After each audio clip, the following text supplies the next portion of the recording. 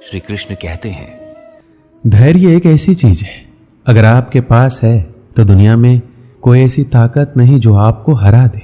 अक्सर लोग धैर्य ना रखने की वजह से हार जाते हैं। अगर आप सोचते हैं कि हार मान लेने से आप जीवन में आने वाली परेशानियों से बच जाएंगे, तो ऐसा कभी नहीं हो सकता, क्योंकि परेशानी जीत का दूसरा पहलू है और इससे बचा नहीं जा सकता, बल्कि इसका सामना करके जीत हासिल किया जा सकता है। सच्चाई और ईमानदारी से जीती गई लड़ाई हमेशा सुकून देती है, जबकि धोखे से जीती गई लड़ाई हमेशा दुख और हताशा का कारण होता है। अगर आप असली खुशी की तलाश कर रहे हैं तो आप लोगों को सफल बनाने में उनकी मदद कीजिए। आप कभी भी किसी को धोखा देकर आगे बढ़ने में अपनी बहादुरी मत दिखाइए, बल्कि लोगों को सफल बनाकर बहादुर बनिए। अगर आप जीवन में हारने के बाद एक नई शुरुआत करना चाहते हैं तो आपको अपनी अंदरूनी ताकत को जगाना होगा और खुद में विश्वास रखते हुए आगे बढ़ना होगा। सफलता हमेशा लोगों के काम करने की क्षमता में छुपी होती है, इसलिए आपको अपनी काम पूरी क्षमता के साथ करना चाहिए ताकि आप जीवन में सफलता हासिल कर सके। डर के साथ सफल होना मुश्किल नहीं, नामुमकिन है, क्योंकि डर हमेशा आपको अपनी क्षमता के अनुसार काम करने से रोकता है। इसलिए आप खुद को डर से दूर रखें और जीवन में सफल बने। श्री कृष्ण कहते हैं, जब कोई आपकी प्रशंसा करे तो आप खुश होने के साथ साथ और बेहतर प्रदर्शन करने के लिए तैयार रहना, वरना जो आज प्रशंसा कर रहे हैं वो कल आपकी बुराई करने के लिए तैयार रहेंगे।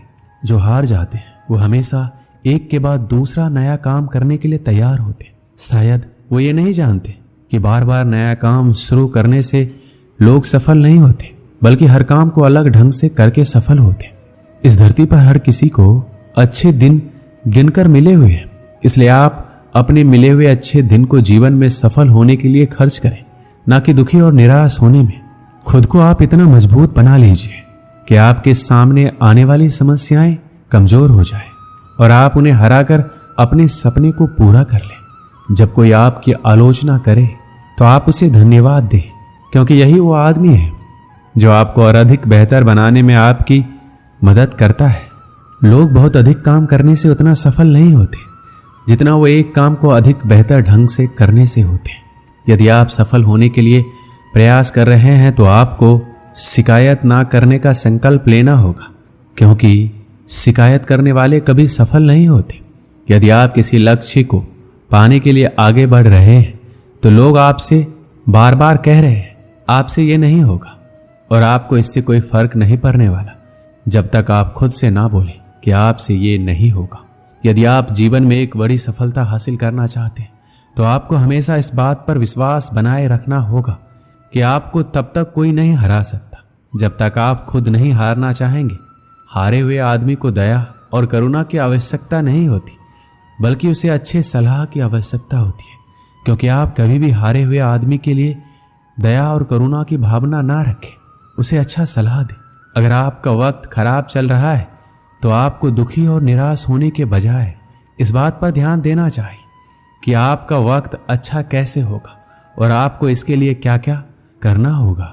तन का हारा आदमी आज नहीं तो कल जीत जाएगा, पर मन का हारा आदमी कभी नहीं जीत सकता। इसलिए अपने मन को इतना मजबूत बनाइए कि लाख मुसीबतों के बाद भी डटकर खड़ा रह सके। श्री कृष्ण कहते हैं, दूसरों को समझने की कोशिश करेंगे तो आप कभी भी नहीं समझ पाएंगे। यदि खुद को समझने की कोशिश करते हैं तो आप खुद को और दूसरों को भी आसानी से समझ सकते हैं। इसलिए दूसरों को समझने से अच्छा है खुद को समझा जाए। गरीब उसे नहीं कहते जिसके पास पैसा नहीं होता, गरीब तो उसे कहते हैं जिसके पास अच्छे विचार और व्यवहार नहीं होते। इसलिए अगर आप अमीर बनना चाहते हैं तो आप अपने विचारों और व्यवहारों पर ध्यान दीजिए। आपको ये सोचकर दुखी नहीं होना चाहिए कि आप अकेले हैं, क्योंकि जब आप पैदा हो रहे थे तब आपको ये नहीं पता था कि दुनिया वीरान है या लोगों से भरा पड़ा है। यदि आप चाहते हैं आपका वक्त अच्छा हो तो आप इस बात की शिकायत कभी ना कीजिए कि आपका वक्त खराब है, क्योंकि बुरे वक्त से ही आपके अच्छे वक्त का जन्म होता है। आपको ये सोचकर निराश नहीं होना चाहिए कि कोई आपको त्याग दे, बल्कि आपको पूरी लगन के साथ अपने सपनों को हासिल करने में लगे रहना चाहिए, क्योंकि जिस दिन आप ऊंचाई तक पहुंच जाएंगे लोग आपको देखकर पछताएंगे। श्री कृष्ण कहते हैं, यदि आप पूरी लगन के साथ काम करते हैं तो आपको फल की चिंता करने की आवश्यकता नहीं है, क्योंकि आपके फल की चिंता ऊपर वाला कर रहा है। वो जो देगा अच्छा देगा। यदि आप मैदान में उतर चुके हैं तो आपको तब तक लड़ना है जब तक आप जीत नहीं जाते। मैदान छोड़कर भागने वाले ना घर के होते हैं ना घाट के। इसलिए आप हिम्मत बनाए रखिए और जीतने के लिए लड़ते रहें जब तक आप जीत ना जाएं।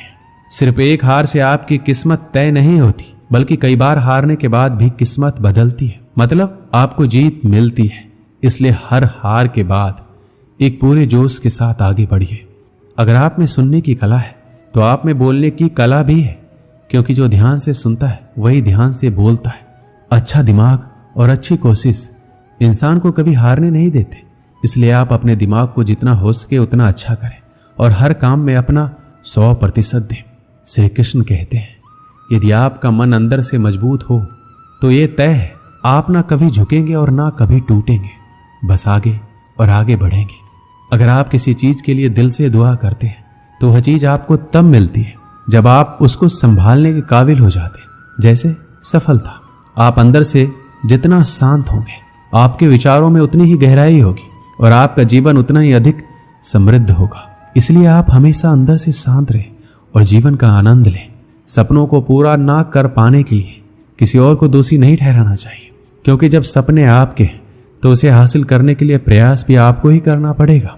जब आपका मन ये कहने लगे कि आप सब कुछ छोड़ दें तो आपको सावधान हो जाना चाहिए, क्योंकि आपका मन कमजोर हो रहा है। इसलिए मजबूती बनाए रखिए और अपने काम पर पूरा ध्यान केंद्रित कीजिए। श्री कृष्ण कहते हैं, आदमी एक लक्ष्यों की मांग करने वाला प्राणी है। उसकी जिंदगी का तभी अर्थ है जब वो अपने लक्ष्यों के लिए प्रयास करता रहे, उन्हें प्राप्त करता रहे। एक नौजवान व्यक्ति को आगे बढ़ने के लिए उसे हर संभव तरीके से अपना विकास करना चाहिए। ऐसा कभी भी संदेह नहीं करना चाहिए कि कोई उसके रास्ते में रुकावट हो सकता है। जीवन में अपनी वर्तमान स्थिति के बारे में शिकायत करना बेकार है। उसके बजाय इससे ऊपर उठने के लिए कुछ कीजिए। अमीर और गरीब में ये एकमात्र अंतर है, और वो अंतर ये है कि आप अपने समय का इस्तेमाल कैसे करते हैं। पैसे के लिए काम करके कोई भी कभी अमीर नहीं बन सकता। पैसा आपके लिए काम करे ऐसा हुनर सीखना होगा। सबसे बड़ी गर्व की बात कभी ना गिरने में नहीं है, बल्कि हर बार गिरकर उठने में है। एक समय की बात है, एक दयालु व्यापारी सुबह सुबह पार्क में टहल रहा था। अचानक उसकी नजर एक ऐसे आदमी पर पड़ी जो फटेहाल, परेशान और निराश था। उसे देखकर वह दयालु व्यापारी को दया आ गई। वह उसके करीब गया और उससे उसकी परेशानी का कारण पूछा। तो उसने रोते हुए कहा, मैं अब जीना नहीं चाहता हूँ, अब मैं मर जाना चाहता हूँ। उस दयालु व्यापारी ने दोबारा पूछा, आखिर तुम मरना क्यों चाहते हो?